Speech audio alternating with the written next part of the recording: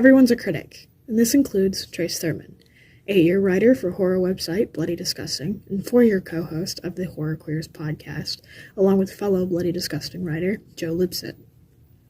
Over the course of a 15-minute Skype interview, I gathered a bit of information. First, we'll discuss Trace's introduction to podcasting. Basically, Joe reached out to me. He had been freelancing for many different websites for years, but I started working or writing for Bloody a little bit before he did. And after a couple of years, in 2017, he emailed me and he was like, "Hey, I noticed that you incorporate your queerness into your writing a lot. At least in the editorials you write.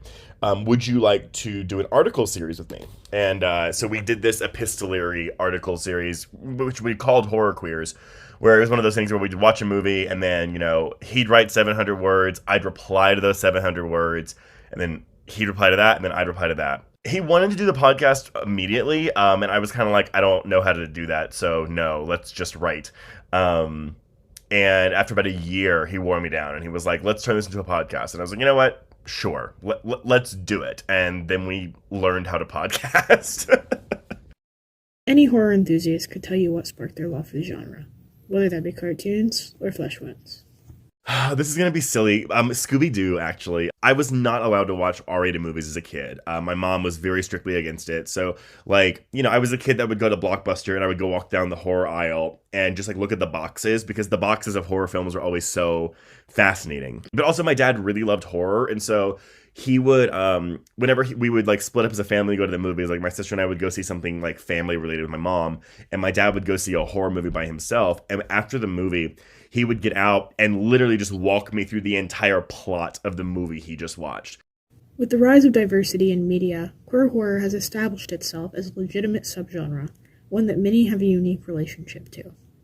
I majored in film, and when you do film, you can do either production or studies, and I'm not very creative, so I didn't do the production route. I did the studies route, and I took a horror film class, and I never even really considered much queer stuff in horror. And it wasn't really until I started writing for Bloody Disgusting, where I was trying to find a way to differentiate my voice. And so it wasn't like I'd be like, oh yeah, I'm gay and I think this, because I feel like that's really weird. There would be ways where it was as a queer person, I'm viewing it like this. So it wasn't necessarily I discovered queer horror, although I think now that's a more common term. It was more so my queerness made queer horror. We're getting films now that are legitimately explicitly dealing with queer people in the horror genre. We weren't getting that 5 years ago, really. No great thing comes without its challenges. The important part is how you adapt.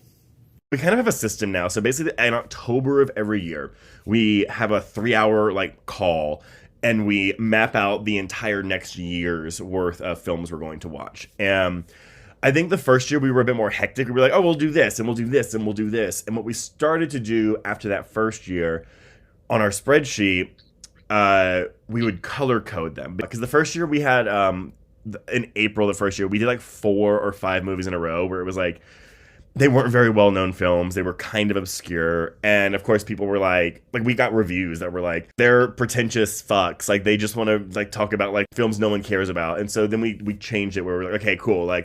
Films that are old and obscure will be color-coded yellow, and we can't have more than 2 of those in a row on the calendar. And so we have a master list of films that we want to cover, and we'll also divide that up between, films with explicit queerness, films with a queer creator, films with a queer actor, films with a queer writer, or films that don't have any explicit queer content whatsoever, and we just want to talk about.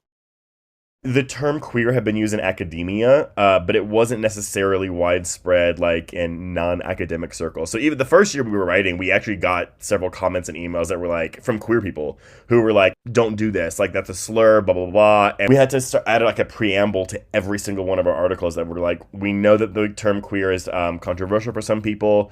This is why we're choosing to use it, blah, blah, blah. But we understand why some people might not agree with that. Thurman reflected on how being a critic has changed the way he views film. It's always really funny. I want to say normal people, and I'm using air quotes.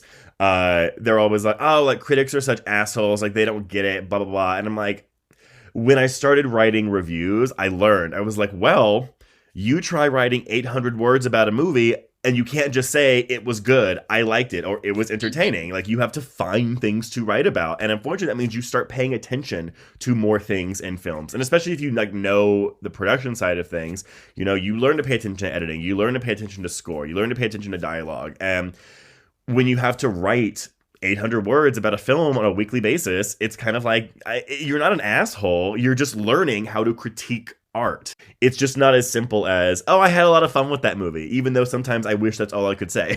For those interested in queer films, scary movies, a combination of the two, or just horror content in general, be sure to visit bloodydisgusting.com and listen to the Horror Queers podcast, available wherever you get your podcasts.